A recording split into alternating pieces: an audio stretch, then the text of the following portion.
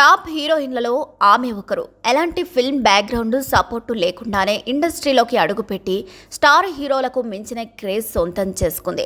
నటనకు ప్రాధాన్యత ఉన్న సినిమాలను ఎంచుకుంటూ నటిగా ప్రశంసలు అందుకుంటుంది. టీవీ యాంకర్గా కెరీర్ స్టార్ట్ చేసిన ఈ అమ్మడు ప్రస్తుతం 280 కోట్ల రూపాయలు సంపాదించింది. లేడీ సూపర్ స్టార్గా పిలిచే ఈ క్రేజ్ సంవత్సరాలైనా తగ్గేదేలే. ఈ పాటికే అర్థమై ఉంటుంది ఈ వీడియో ఎవరి గురించో. మీరు ఊహించింది కరెక్టే, నయనతార గురించే. నయనతార ఫేమ్ కోసం ఎలాంటి తప్పులు చేసింది? అంతమందితో ప్రేమాయణం కేవలం వార్తల్లో ఉండేందుకేనా? సినిమాల వైపు ఎలా వచ్చింది? Watch the story. Diana Mariam Kurian alias Nayanthara November 18న 1984న కేరళలో తిరువల్లలో పుట్టింది. తండ్రి కురియన్ కొడియట్టు, తల్లి ఓమన్ కురియన్. నయన్కు లెనో అనే సోదరుడున్నాడు.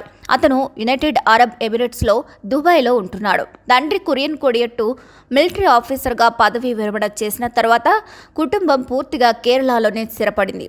కేరళలోనే స్కూలింగ్, కాలేజీ చదువు కంప్లీట్ చేసింది నయన్. అయితే తండ్రి ఉద్యోగరీత్యా చెన్నై, జామ్నగర్, ఢిల్లీ, గుజరాత్లోని అనేక పాఠశాల విద్యను అభ్యసించింది నయన్. ఇక నయన్ +2 కోసం తిరువల్లలోని బాలిక మడం హై స్కూల్లో చేరింది. తర్వాత ఆంగ్ల సాహిత్యంలోని బ్యాచిలర్ డిగ్రీ కోసం తిరువల్లలోని మార్తోమా కళాశాలలో చేరింది. చిన్నప్పటి నుంచే సినిమా, మోడలింగ్ అంటే ఎంతో ఇష్టం పెంచుకుంది. కాలేజీ రోజుల నుంచే మోడలింగ్ చేసేది. కాలేజీ టైంకి వచ్చేసరికి పాకెట్ మనీ ఇవ్వటం మానేశారు ఇంట్లో. దీంతో తానే పాకెట్ మనీ సంపాదించుకోవాలని ప్రయత్నాలు మొదలుపెట్టింది.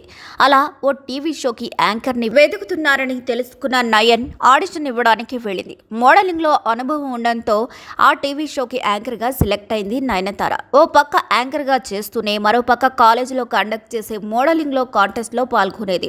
ఇక తన ఫ్రెండ్స్తో పాటు ఇంటి చుట్టుపక్కల వాళ్ళు నయనతారను హీరోయిన్గా ఉన్నావు, సినిమాల్లో ట్రై చేస్తే మంచి భవిష్యత్తు ఉంటుందని సలహా ఇచ్చేవారు.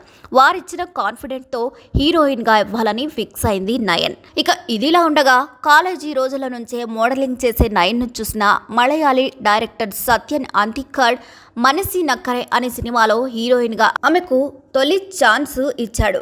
ముందు సినిమాల్లోకి వెళ్దామనుకున్నా కేవలం ఒక్క సినిమాలో చేద్దామనుకుని కెరీర్ ప్రారంభించింది నయనతార. ఆ తరువాత విస్మయ్ తుంబట్టు, తస్కర వీరన్, రప్పకల్ వంటి సినిమాల్లో మోహన్ లాల్తో, మమ్ముట్టి వంటి పెద్ద హీరోలతో చేసింది. తర్వాత తమిళ్లో అయ్యా, చంద్రముఖి, గజని వంటి సినిమాల్లో నటించింది. తెలుగులో చేసిన లక్ష్మి, బాస్ చిత్రాలు ఆమెకు మంచి పేరు తీసుకొచ్చాయి. 2006లో రిలీజ్ అయిన ఈ వల్లభ సినిమాలు కుర్రకారులో మంచి క్రేజ్ తీసుకొచ్చాయి. అయితే తరువాత అజిత్తో కలిసి చేసిన బిల్లా సినిమా ఆమెకు సెక్సీయెస్ట్ సినిమాగా పేరు తెచ్చిపెట్టింది. తెలుగు, తమిళ్లో ఎన్నో సూపర్ హిట్ సినిమాల్లో నటించింది నయన్. ఇక బాపు చిత్రం శ్రీరామరాజ్యం సినిమాలో సీతగా నటించి ప్రేక్షకుల హృదయాల్లో చెరగని ముద్ర వేసుకుంది. సినిమాకు గాను ఫిల్మ్ఫేర్, నంది అవార్డులు ఆమెను వెతుక్కుంటూ వచ్చాయి.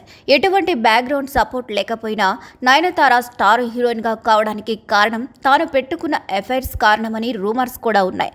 అసలు నయనతార పేరు చెప్తే మొదటగా గుర్తొచ్చేది ఆమె ఎక్స్ బాయ్ ఫ్రెండ్స్ ఎఫైర్స్ గురించే.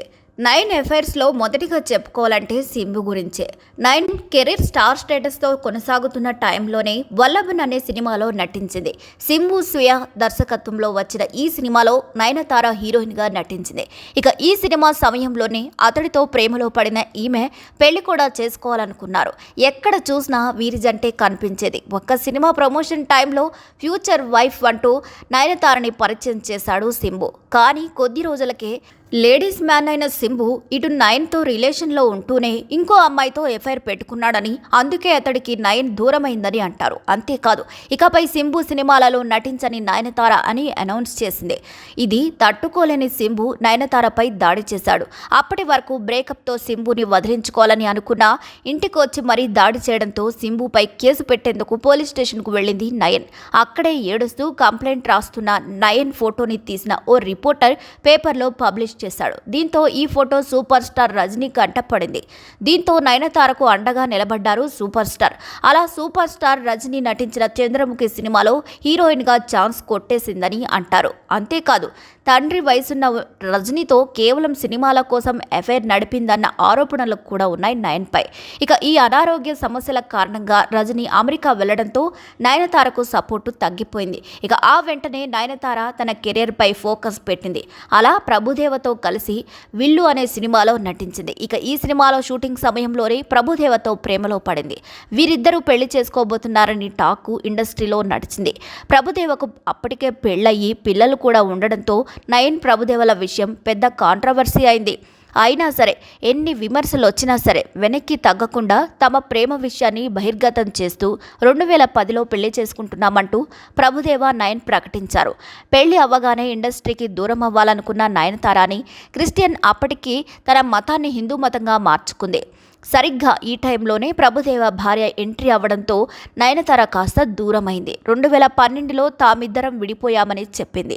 ఇక నయన్ క్యారెక్టర్పై బ్యాడ్ ఇంప్రెషన్ వచ్చేసి అవకాశాలు తగ్గాయి. ఇక ఈ టైంలోనే తమిళనాడు సీఎం కొడుకు డిప్యూటీ సీఎం ఉదయనిధి స్టాలిన్ని ఓ సినిమా ఫంక్షన్లో కలిసింది. అలా వీరి పరిచయం కాస్త సన్నిహితంగా మారటం, అలా తన సినిమాలో ఛాన్స్ ఇవ్వటం జరిగింది.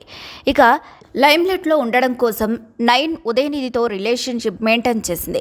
ఇక ఆ తర్వాత నయనతార విఘ్నేష్ శివన్ 2015లో నాన్ రౌడీ దానిలో కలిసి పనిచేశారు. అప్పుడు వాళ్ళిద్దరి మధ్య జరిగిన ఈ పరిచయం కాస్త ప్రేమగా మారింది.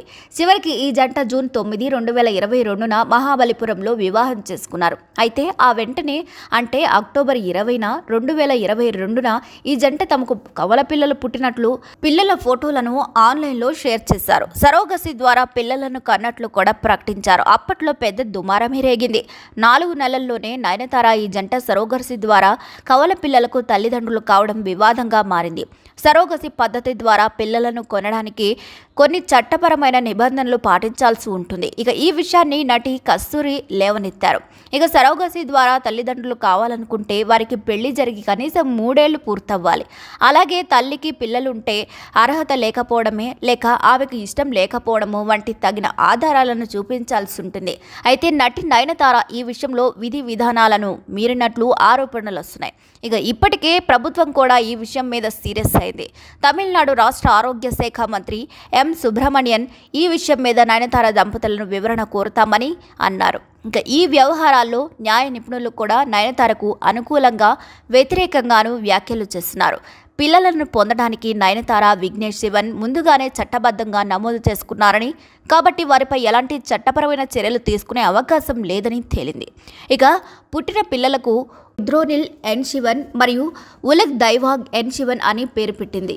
ఈ క్యూట్ పేరు. అయితే ప్రస్తుతం ధనుష్ నయనతార మధ్య పచ్చగడ్డి బగ్గుమనే స్టేజ్కు వచ్చేశారు. మొదట్లో ఈ ఇద్దరు బెస్ట్ ఫ్రెండ్స్, కానీ సడన్గా ఇద్దరి మధ్య ఇగో క్లాషెస్ రావడం, ఆ తర్వాత non rowdy cinema copy rights విషయంలో గొడవ రావడంతో వీరి గొడవలు మరింత ముదిరాయి అని చెప్పాలి. ఇక ఆ తర్వాత అన్నపూర్ణి సినిమాలో హిందువుల మనోభావాలు దెబ్బతీశారంటూ నయన్పై ట్రోలింగ్ మొదలైంది. ఈ దెబ్బతో ఆ సినిమా నెట్ఫ్లిక్స్ నుంచి తొలగించారు కూడా. ఇక హిందువులకు సారీ కూడా చెప్పింది నయన్.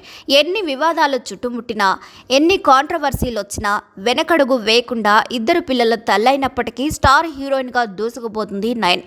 సినీ ఇండస్ట్రీలోనే అత్యధిక రెమ్యునరేషన్ తీసుకుంటూ వైవిధ్యమైన నటనతో లేడీ సూపర్ స్టార్గా పేరు సంపాదించింది నయన్. సినిమాలలో మీకు నచ్చినది ఏమిటో కామెంట్ చేసేయండి. మరి ఈ వీడియోపై మీ అభిప్రాయాలు కూడా కామెంట్ చేసి మా వీడియో మీకు నచ్చినట్లయితే లైక్ చేయండి, షేర్ చేయండి, సబ్స్క్రైబ్ చేయండి.